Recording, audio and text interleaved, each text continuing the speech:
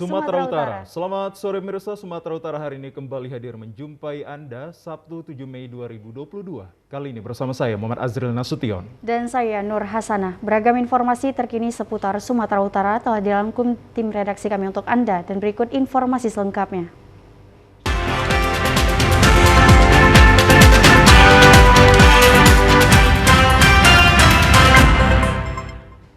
Di informasi yang pertama pemirsa, berikut kami sampaikan situasi terkini tentang arus lalu lintas kendaraan pada arus balik di ruas-ruas jalan 5 hari setelah Hari Raya Idul Fitri 1443 Hijriah di wilayah Provinsi Sumatera Utara.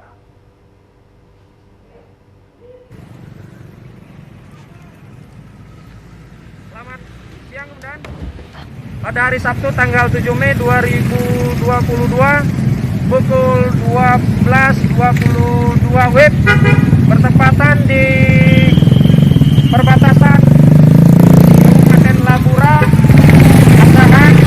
Arus lalin dari Asahan menuju Labura agak merayap namun berjalan, begitu juga dari Labura menuju Asahan lancar.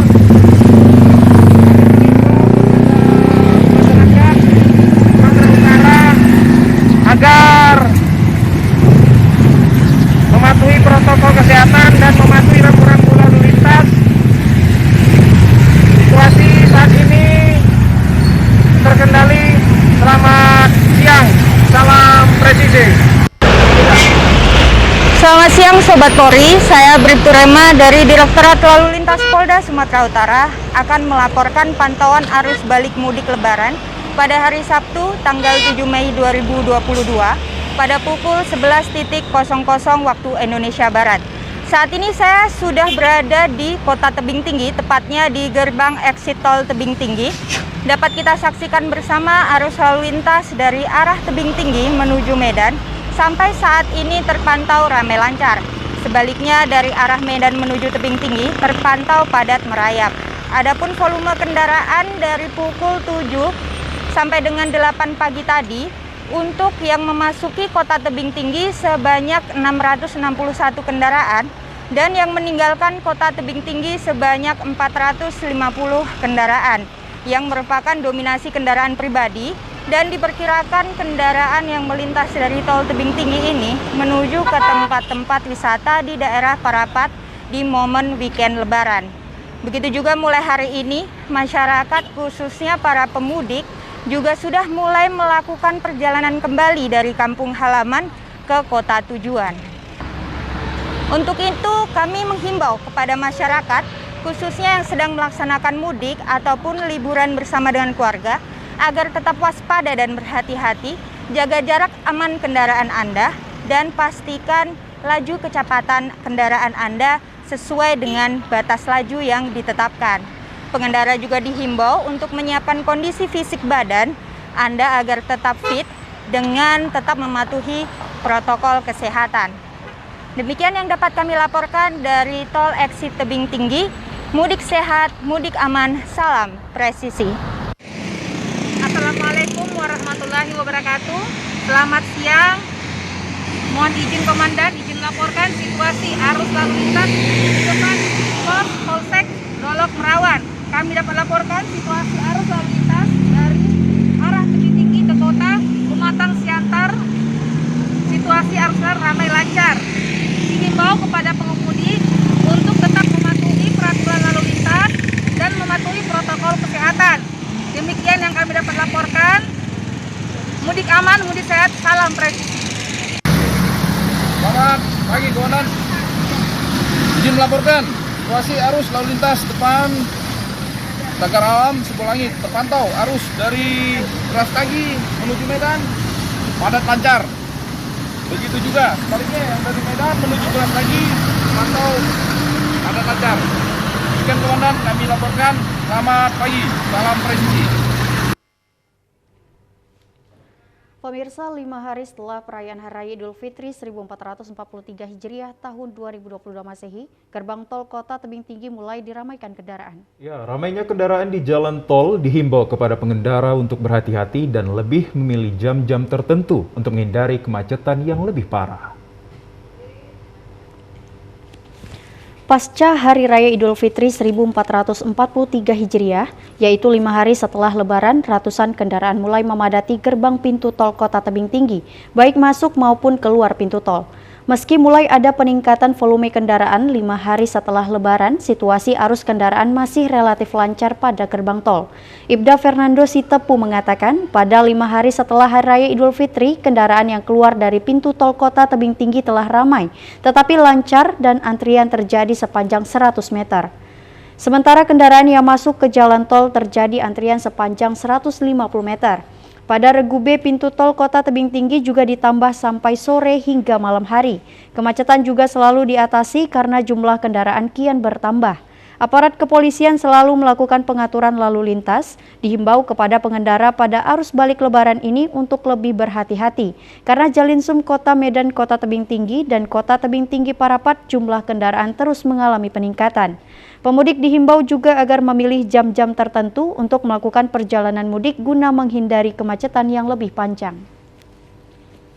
Saat ini kita sedang memberlakukan rekayasa lalu lintas di mana kita masukkan semua kendaraan dari arah Tebing Tinggi menuju ruas tol untuk kita putar balikan kembali ke rampa guna untuk mengecilkan volume kendaraan yang ada di sepanjang Yosudarso maupun Simpang Beo.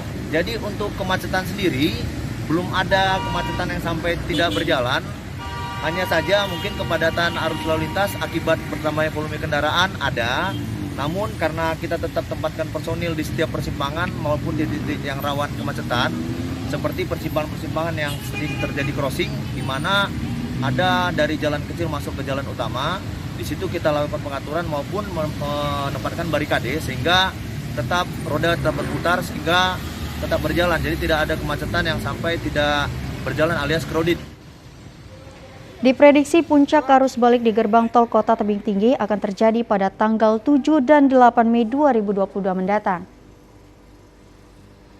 Di sorotan lainnya pemirsa, sebanyak 17 unit kapal motor kayu atau kapal tradisional disiapkan pihak Pelabuhan Tiga Ras, Kabupaten Simalungun untuk mengangkut para wisatawan pengguna sepeda motor menyeberang ke Pulau Samosir. Pemirsa, 5 hari setelah Lebaran, kapal motor kayu atau kapal tradisional yang beroperasi di Pelabuhan Tiga Ras telah menyeberangkan sebanyak 1.000 sepeda motor dan wisatawan ke Pulau Samosir. Guna memberikan pelayanan kepada para wisatawan pengguna sepeda motor yang akan menyeberang ke Pulau Samosir, pihak Otoritas Pelabuhan Tiga Ras, Kabupaten Simalungun menyiapkan sebanyak 17 unit kapal motor kayu atau kapal tradisional. Meski pengoperasian kapal kayu ini diizinkan penumpang dan sepeda motor yang dibawa untuk menyeberang ke Pulau Samosir tetap dilakukan pengawasan dan juga pembatasan kapasitas muatan kapal dengan maksimal muatan sebanyak 15 ton dengan 20 unit sepeda motor. Komandan Regu Pelabuhan Otoritas Tiga Ras Charter Panggabean menjelaskan pengoperasian kapal motor kayu atau kapal tradisional ini diizinkan setelah dilakukan pemeriksaan terhadap peralatan dan juga mesin kapal serta pemantauan kekuatan tiupan angin pada sepanjang jalur Pelabuhan Tiga Ras. Kayu sampai saat ini yang beroperasi di Pelabuhan Tiga Ras Benindo sebanyak 17 unit dan itu mereka menyeberangkan 20 unit sepeda motor 10 kanan 10 kiri. Jadi perkiraan kita sampai saat ini hampir berkisar 1.000 lebih sepeda motor telah disebarkan dari Pelabuhan Tiga Ras menuju Pelabuhan Benindo. Batas standar dia apabila sampai dia 15 knot itu kapal tradisional atau kapal kayu kita berhentikan untuk beroperasi. Memang betul kita akui Pelabuhan Tiga Ras ini cuacanya termasuk ekstrem. Jadi kita antisipasi, kita ada juga yang namanya AWS untuk memantau situasi kekerasan angin, gelombang. Jadi kita untuk sampai saat ini cuaca masih sangat baik di lalu kapal di Pelabuhan Tiga Ras dan Benindo. Sementara itu, selain pengawasan terhadap pengoperasian kapal motor kayu ini dilaksanakan, pihak Otoritas Pelabuhan Tiga Ras juga melakukan pemeriksaan terhadap setiap penumpang yang akan menyeberang. Hal ini dilaksanakan guna mengantisipasi agar penumpang yang tidak terdaftar di data manifest supaya jangan ikut berlayar menuju Pulau Samosir.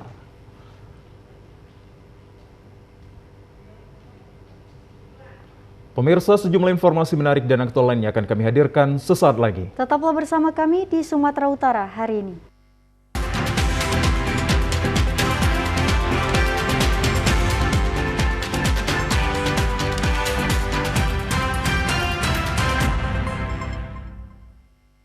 Assalamualaikum warahmatullahi wabarakatuh.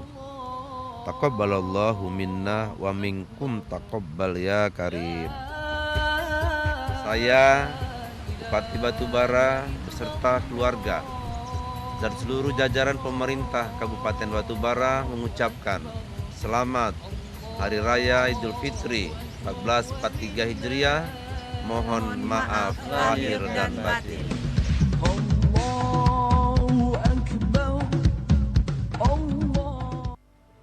Pak, cobaannya Pak.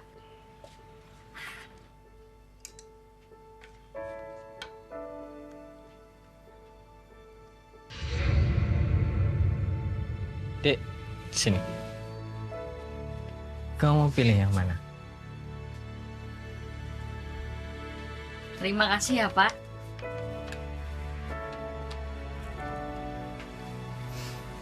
Silakan Pak. Selamat siang Pak. Selamat siang. Ini saya tabung ya Mas. Baik Pak.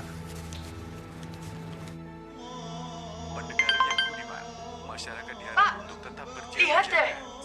Ada dibeliin baju baru. Bagus banget. Bagus banget itu, Dit. Sayang Bapak nggak bisa lihat langsung ya. Memahami kebaikan setiap momen, membuat mengerti arti kebahagiaan sesungguhnya, seperti arti rupiah yang sesungguhnya saat dipahami fungsinya dalam bertransaksi, berbelanja, dan berhemat. Selamat Hari Raya Idul Fitri 1443 Hijriah. Mohon maaf lahir dan batin.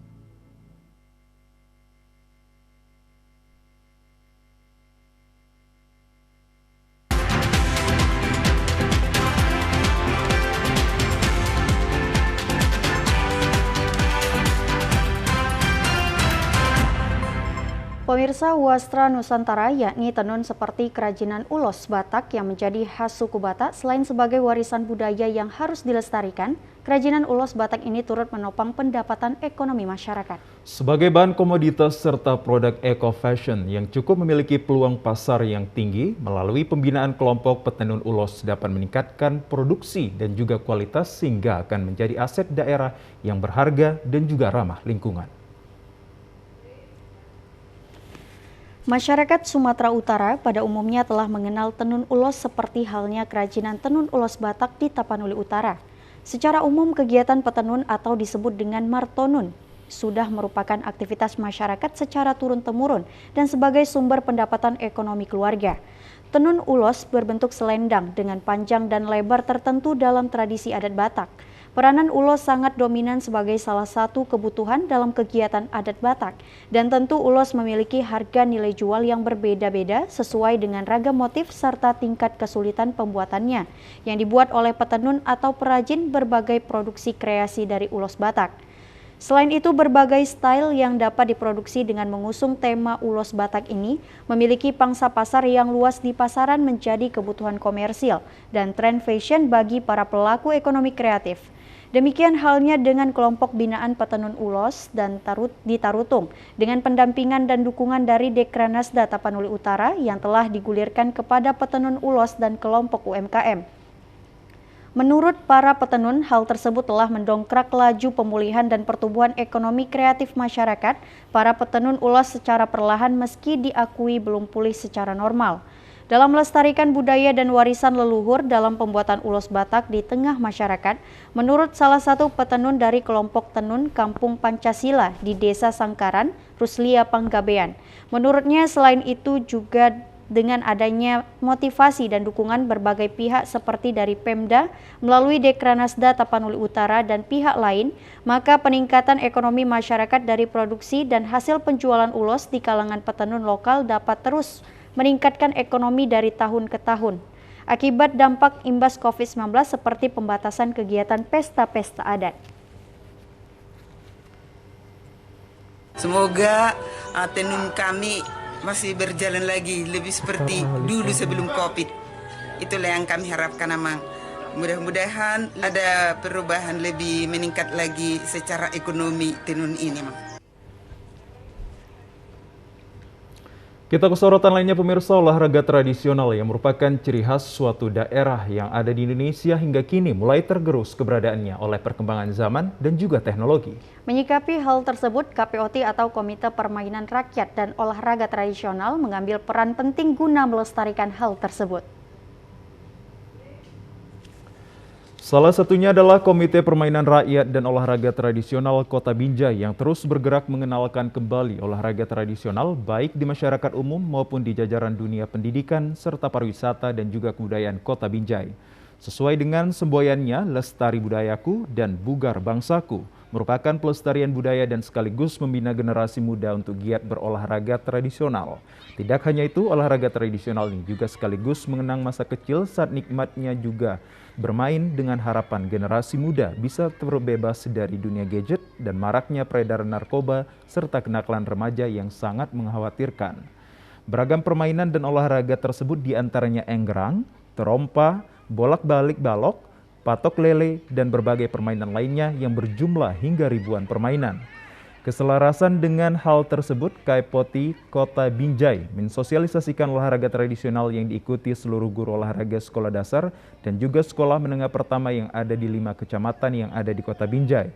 Joman Saragi, pengawas sekolah menengah pertama Dinas Pendidikan Kota Binjai mengatakan, Merdeka Belajar merupakan suatu bentuk kebebasan belajar bagi siswa dan juga guru. Dengan kehadiran KPOT Kota Binjai merupakan satu bentuk aplikasi sekaligus pengenalan kembali olahraga tradisional yang mengingatkan kembali nikmatnya saat bermain di usia dini.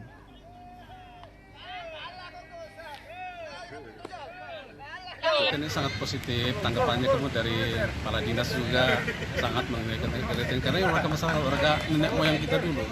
Apapun ceritanya harus kita dukung. Jadi kita pun mengingat masa lalu, tapi ini masyarakat jangan hanya olahraga yang sudah populer yang kita pakai. Olahraga nenek moyang kita harus kita dukung. Merdeka Belajar. Jadi guru ini juga harus ada guru Merdeka juga mengajar gurunya. Guru itu membuat programnya itu sesuai dengan kebutuhan siswanya. Jadi merdeka dia. Jadi bukan hanya yang dari dulu kan dari kurikulum harus gini. Sekarang ini dia merdeka membuat apa yang dibutuhkan siswa. Nah, itu dia Merdeka Belajar. Gurunya juga merdeka. Sementara itu, rencananya Komite Permainan Rakyat dan Olahraga Tradisional Kota Binjai akan menggelar Festival Olahraga Tradisional Akbar pada tanggal 25 hingga 27 Maret mendatang dengan peserta siswa sekolah dasar dan menengah di lapangan Merdeka Kota Binjai. Pemirsa, beragam informasi menarik dan aktual lainnya akan kami hadirkan sesaat lagi. Tetaplah bersama kami di Sumatera Utara hari ini.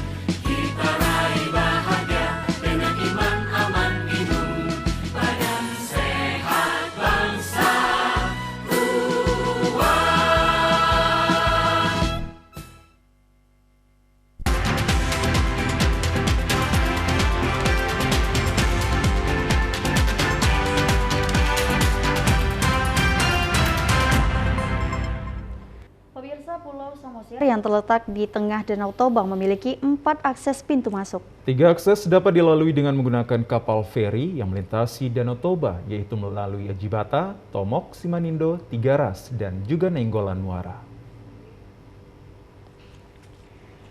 Ajibata Tomok merupakan akses pertama kali dilewati dengan menggunakan kapal feri. Pelabuhan Ajibata berada di Kabupaten Prapat yang merupakan destinasi wisata yang cukup diminati sejak zaman Belanda. Karena banyak wisata yang menarik termasuk jika melalui jalur darat. Jika dilihat dari peta, Pulau Samosir ternyata tidak semua terpisah dari daratan Sumatera Utara. Ada satu jembatan yang dibuat pada masa pemerintahan Hindia Belanda yang menghubungkan Pulau Samosir dengan Pulau Sumatera. Akses jalur darat ini melalui jalan yang disebut dengan Jalan Tele. Perjalanan melalui Jalan Tele menjadi pilihan terakhir bagi wisatawan yang hendak datang maupun keluar dari Pulau Samosir. Jalan yang ditempuh berkelok-kelok dan menanjak. Luas jalan hanya sekitar 3 meter dan curam.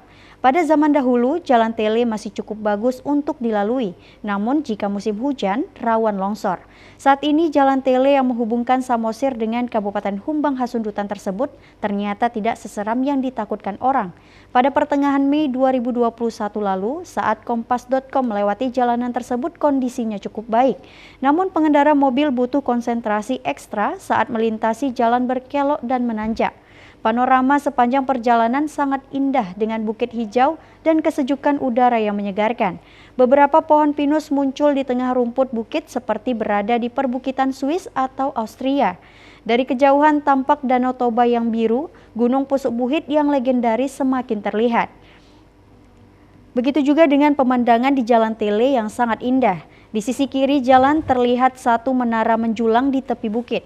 Menara Pandang Tele menjadi tempat yang wajib dikunjungi saat melewati Jalan Tele. Menara 3 lantai menjulang tinggi begitu mencolok karena tidak ada bangunan lain di sekitarnya. Keindahan panorama di bukit sisi kanan menara lebih menarik dengan keberadaan air terjun di kawasan tersebut. Dari kejauhan tampak Pulau Samosir, Gunung Pusuk Buhit yang dipercaya sebagai asal-usul orang Batak tampak di sisi sebelah kiri dari menara. Pulau Samosir lokasinya sekitar 12 km dari Pangururan, ibu kota Kabupaten Samosir. Perjalanan dari Pangururan ke Menara Pandang Tele sekitar 1 jam perjalanan darat. Bagi wisatawan yang berkunjung dapat menginap di hotel yang berada di Pangururan. Di kota ini terdapat hotel maupun resort di tepi Danau Toba. Jaraknya sangat dekat dengan Pelabuhan Tomok. Ya pemirsa, sementara itu pada hari libur Lebaran Hari Raya Idul Fitri 1443 Hijriah tahun ini, objek wisata air menjadi objek wisata yang paling banyak dikunjungi oleh warga untuk mengisi masa liburan mereka. Hal ini terlihat dari banyaknya warga yang memadati daerah objek wisata air yang ada di wilayah Kabupaten Simalungun. Seperti halnya objek wisata air pemandian alam sejuk yang berada di Nagori Mariah Jambi, Kabupaten Simalungun, sejak 1 hari setelah Lebaran hingga 5 hari selalu ramai oleh pengunjung yang datang dari berbagai kabupaten, kota yang ada di Sumatera Utara untuk mengisi libur Lebaran tahun ini. Objek wisata air yang berada di tengah perkebunan sawit ini ramai dikunjungi oleh warga hingga mencapai 11.000 pengunjung yang datang untuk berwisata setiap harinya selama libur Lebaran tahun ini. Pengelola objek wisata Muhammad Amin mengatakan bahwa pemandian alam yang sangat sejuk ini pengunjungnya selalu bertambah dari tahun ke tahun. Hal ini tampak 1 hari setelah Lebaran hingga hari kelima setelah Lebaran, jumlah pengunjung yang datang terus meningkat. Peningkatan jumlah pengunjung ini membuat ia sebagai pengelola lokasi objek wisata air ini kian ekstra untuk melakukan pengawasan terhadap pengunjung, terutama yang bermain air yang umumnya banyak para anak-anak. Pengunjung sebesar 50% dari tahun yang lalu. Pengunjung pada masa ini sekitar 15.000 orang. Puncak daripada kehadiran pengunjung di hari Minggu, mungkin di hari Lebaran ke-6. Rata-rata dari kabupaten lain seperti Batubara, Asahan, ya, Serdang Bedage, Deli Serdang, sampai ke Binjai. Sementara itu, meski ramai pengunjung, pihak pengelola objek wisata air pemandian alam sejuk ini tetap menghimbau kepada setiap pengunjung agar selalu menerapkan protokol kesehatan dengan ketat dan juga menjaga keselamatan ketika bermain di dalam air.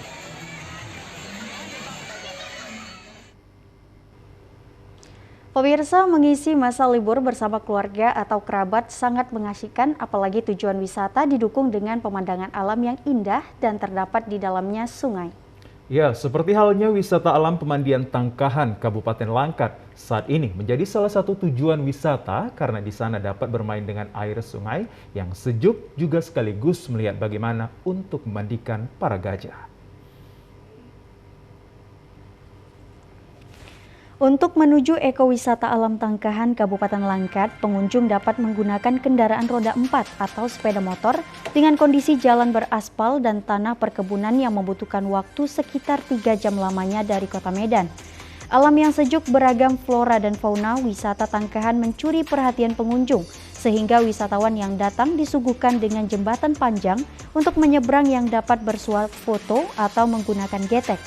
Berbagai aktivitas wisatawan yang mengunjungi ekowisata Tangkahan Langkat, selain memandikan air sungai yang sejuk juga dapat merasakan air terjun dan air panas belerang yang jaraknya tidak begitu jauh.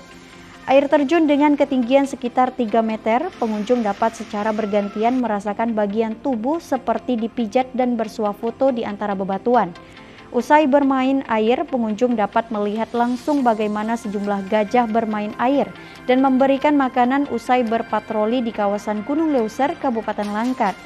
Salah seorang pengunjung, Ahmad Dalil Rehan, mengatakan bersama keluarga berlibur di pemandian Tangkahan karena memiliki panorama yang indah dan hawanya sejuk. Sini banyak wisata kayak renang, air terjun, air panas. Cuma akses ke sini dari Medan ke Tangkahan ini kurang bagus dari segi jalan karena banyak jalan yang rusak. Ya saya harap pemerintah dapat bisa membangun jalan akses ke sini supaya lebih bagus gitu. Karena sayang sekali karena ini tempatnya bagus gitu. Bisa menikmatin sama keluarga, teman-teman gitu. Salah seorang pengunjung asal Palembang, Hojali, mengakui ekowisata Tangkahan potensi alamnya sangat indah, seharusnya didukung dengan infrastruktur yang baik. Ya, wisata alam Tangkahan ini kalau saya lihat masih asri ya. Sungainya ada 3 sungai di sini dan alamnya sungainya tidak terlalu ekstrim, aman bagi yang bawa anak-anak ya, keluarga. Penginapan masih murah, terjangkau. Cuman satu sayangnya ini belum dikelola dengan baik ya. Kelihatannya pemerintah belum turun lah di sini. Pengelolaan di sini masih individu pengusahanya lah yang mengelola ya. Mungkin juga agak pengaturan kebersihan juga kurang. Nah itu aja. Ini pun wisatanya hewan-hewan juga kemarin monyet turun gitu, jinak-jinak itu kan enak. Ini memang potensi yang memang harus dikelola oleh pemerintah ini. Destinasi wisata alam Tangkahan Kabupaten Langkat memiliki potensi dikunjungi wisatawan mancanegara. Harus didukung pemerintah dengan membangun infrastruktur yang baik sebagai akses agar Sumatera Utara bermartabat. Pemirsa, informasi dari Kepulauan Nias akan kami hadirkan sesaat lagi. Untuk itu tetaplah bersama kami di Sumatera Utara hari ini.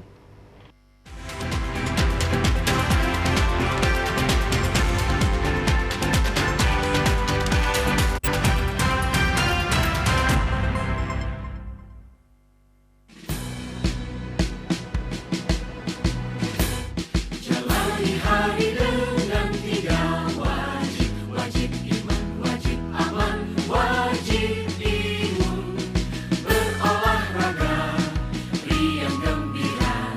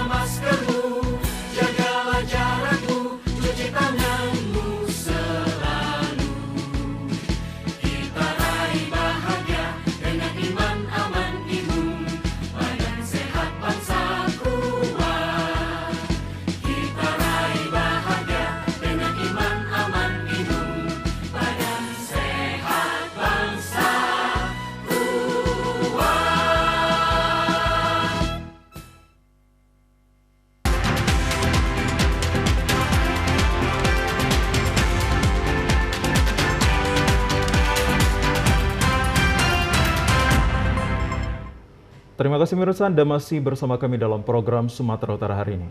Salah satu tradisi yang sangat dikenal dari Kepulauan Nias adalah Fahombo Batu atau lompat batu yang memiliki ketinggian 2 meter. Ya, bagi masyarakat Nias, Fahombo Batu atau lompat batu ini harus dilompati oleh semua pemuda Nias yang sudah dianggap dewasa.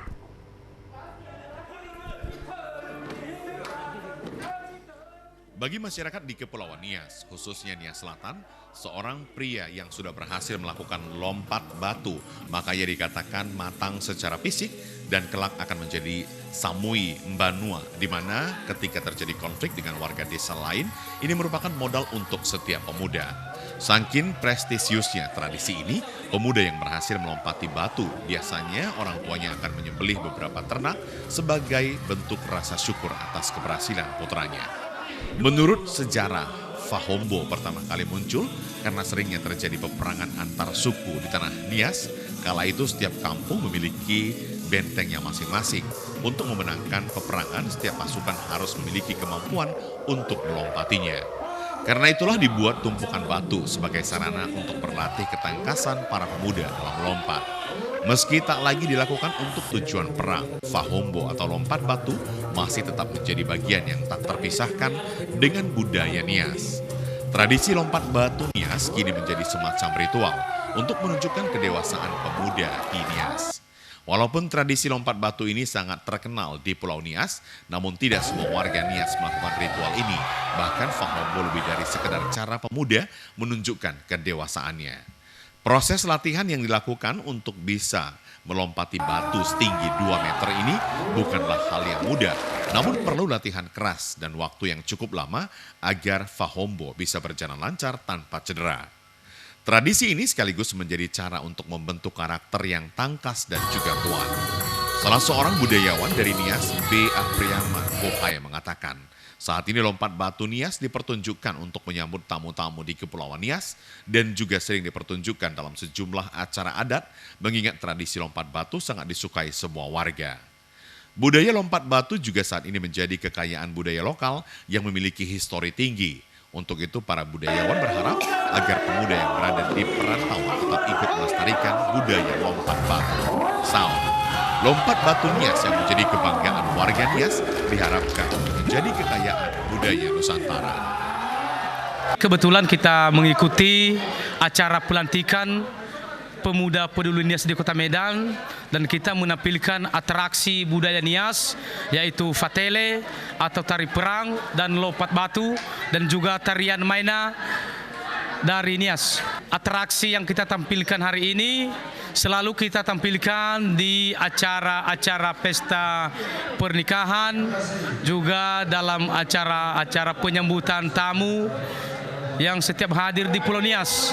Saat ini harapan kepada generasi muda yang berada di perantauan supaya kita selalu meningkatkan lagi dan mencintai budaya kita Nias, di mana budaya kita Nias ini sangat unik, bahkan sudah dikenal oleh dunia.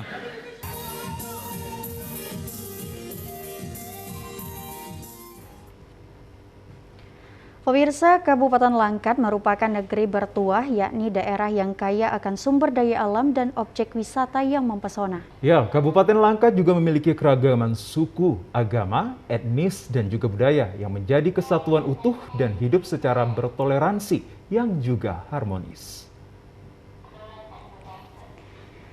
Keberagaman serta sumber daya alam yang kaya dan objek wisata inilah yang membuat Kabupaten Langkat digelar sebagai bumi bertuah. Selain itu, Kabupaten Langkat juga memiliki cendekiawan dan tokoh ulama yang sudah dikenal hingga di kancah internasional. Salah satunya adalah sosok Tengku Amir Hamzah dan Tuan Guru Babu Salam yang setiap tahunnya selalu diperingati hari kelahirannya. Momentum hari kelahirannya tidak saja dihadiri masyarakat Langkat, namun wisatawan mancanegara juga hadir untuk melihat langsung para tokoh cendekiawan dan ulama besar, meski hanya dengan melalui ziarah makam. Kabupaten Langkat terbentuk dari kerajaan yang dipimpin oleh seorang sultan, yakni Sultan Musa. Kepemimpinan tersebut diteruskan berdasarkan garis keturunan, yakni Sultan Aziz dan Sultan Mahmud Jalil. Keberadaan keturunan Sultan Langkat hingga kini masih terstruktur dengan rapi. Garis keturunan selalu dihormati dan diberikan penghargaan, khususnya saat hari ulang tahun Kabupaten Langkat. Saat ini Kabupaten Langkat sudah berusia 272 tahun. Pada usia ini merupakan usia yang cukup matang dari segala bentuk permasalahan. Peringatan hari ulang tahun Kabupaten Langkat dilaksanakan setiap tahun ditandai dengan sidang paripurna DPRD.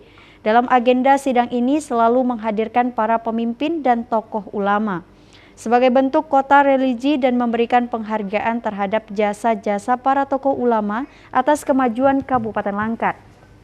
Pesta rakyat dengan berbagai hiburan selalu menjadi ajang kemeriahan hari ulang tahun Kabupaten Langkat. Namun akibat pandemi COVID-19, kemeriahan tersebut hanya dilaksanakan secara sederhana dengan tidak melupakan ciri khas masyarakat Langkat yang berbudaya dan religi.